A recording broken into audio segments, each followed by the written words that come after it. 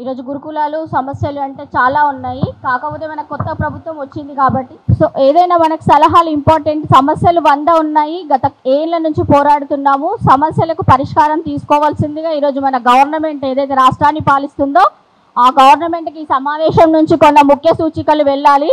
ఎందుకంటే గురుకులాలలో అంటే పేద బలహీన బడుగు వర్గాల పిల్లలు చదువుతున్నారు అనేది అదొక వ్యక్త రూపంలో అందులో చాలా లోటుపాట్లు ఉన్నాయి.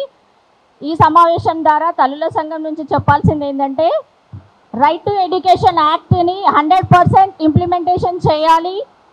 ఫస్ట్ వచ్చిన ప్రభుత్వం ఎడ్యుకేషన్ మినిస్టర్ని పెట్టలేదు. అసలు ఎడ్యుకేషన్ మినిస్టరే లేకుండా ఎడ్యుకేషన్ వ్యవస్థ ఎలా నడుస్తుంది? ఎడ్యుకేషన్ లెవెల్లో తెలంగాణ రాష్ట్రం 35th ర్యాంకులో ఉంది. ఇంత కీలకమైన ఎడ్యుకేషన్ వ్యవస్థ next generation future, not education, పిల్లల భవిష్యత్తుకు అది ఈరోజు పిల్లలే రేపటి పౌరులు. ఒక మంచి బెస్ట్ ఫ్యూచర్గా బెస్ట్ సోషల్గా సర్వీస్గా చేయాలంటే బెస్ట్ ఎడ్యుకేషన్ ఉండాలి.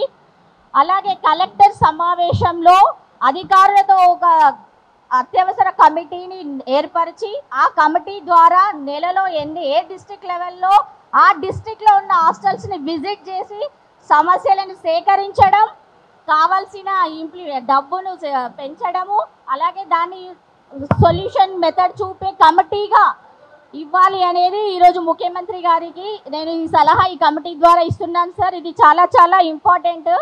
ఎందుకంటే పిల్లల్ని చదువుకోమని మనం స్లమ్లో ఎంతో చెప్తున్నాము. తల్లిదండ్రులు లేని పిల్లల్ని, సింగిల్ పేరెంట్స్ పిల్లల్ని, డ్రాప్అవుట్ పిల్లల్ని ఇక్కడ మనం చదివిస్తున్నాం. అన్ని ఫెసిలిటీస్ ఉన్నాయని చదివిస్తున్నాం. కానీ అక్కడ ఏదైనా ఇబ్బందులకు గురైనప్పుడు ఆ పిల్లలు మళ్ళీ ఇంట్లోకి వచ్చి హాస్టల్కి వెళ్ళడం జరగట్లేదు.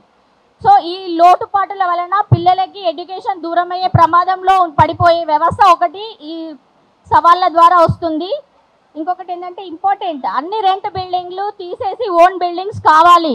డబ్బు తెలంగాణ రాష్ట్రంలో లేదు కాదు, ఎడ్యుకేషన్కి అంటేనే డబ్బు లేదు అనే సమాధానం వస్తుంది పైనుంచి. అన్నిటికీ డబ్బులు ఉంటాయి, ఎడ్యుకేషన్కి డబ్బులు ఉండవు అనేది ఇది మీరు ఏదైనా చేయండి కానీ ఎడ్యుకేషన్కి వేరే రాష్ట్రాలలో ఎలా అయితే ఇంప్లిమెంటేషన్ చేస్తున్నారో డబ్బులు 20% కేటాయించాల్సిందే. వచ్చిన నేపథ్యంలో ప్రభుత్వం వచ్చిన మేనిఫెస్టోలో పెట్టిన 15% ఇంతవరకు ఇవ్వలే. కానీ ఇది బడ్జెట్తో కూడుకున్న సమస్య. ఎడ్యుకేషన్లో మార్పులు తేవాలన్నా, సమస్యలు పోవాలన్నా, మంచి ఫుడ్, పిల్లలకి మంచి నాణ్యత గల భోజనము, అలాగే నాణ్యమైన విద్య అందాలంటే వాళ్ళ రైట్, ఈ రైట్ని మీరు ఉల్లంఘిస్తున్నారంటే పిల్లల రైట్, చట్టబద్ధతమైన రైట్ని ప్రభుత్వం ఉల్లంఘించడం అంటే చాలా నిర్లక్ష్య ధోరణి. సో వాళ్ళ రైట్ని మీరు ఉల్లంఘించొద్దు. పిల్లల బాధ్యత, అది ప్రభుత్వాల బాధ్యత. సో రైట్ టు ఎడ్యుకేషన్ అనేది అందరి పిల్లలకి సమాన విద్య, సమాన అవకాశం అనేది మన కొత్తగా వచ్చిన రేవంత్ రెడ్డి దృష్టిలో పెట్టుకొని విద్యను ముందుకు తీసుకెళ్ళాలి. పిల్లల భవిష్యత్తును కాపాడాలి. ఎందుకంటే గురుకులాలో సీట్లు కూడా పేద పిల్లలకు కాదు, ఈరోజు ఉన్నత వర్గాలకే చెందుతున్నాయి. అట్లా నేను కొన్ని ప్రాబ్లమ్స్ ఈ మంత్లో చూడడం జరిగింది. ఎగ్జామ్ రాసి ఎంట్రన్స్ సీట్ వచ్చేసి 5th ర్యాంక్ వచ్చిన పిల్లకి కూడా సీట్ క్యాన్సిల్ అయిపోయింది అని ఈ లాస్ట్ వీక్లోనే నేను ఈ సాల్వ్ చేశాను సార్ కేసుని. సీట్ వచ్చింది, ఎంట్రన్స్ ఎగ్జామ్ రాసింది 5th ఎంట్రన్స్, వాళ్ళు ఫోన్ లేపలేదు అనే ఒక నేపథ్యంతో ఆ పిల్ల సీట్ని క్యాన్సిల్ చేశారు. యాక్చువల్ సీట్ వచ్చిన వాళ్ళు వెళ్ళాల్సిన టైం జూన్ 11 to 27, ఆ 11కే వెళ్ళారు, అయినా వాళ్ళు క్యాన్సిల్ చేశారు.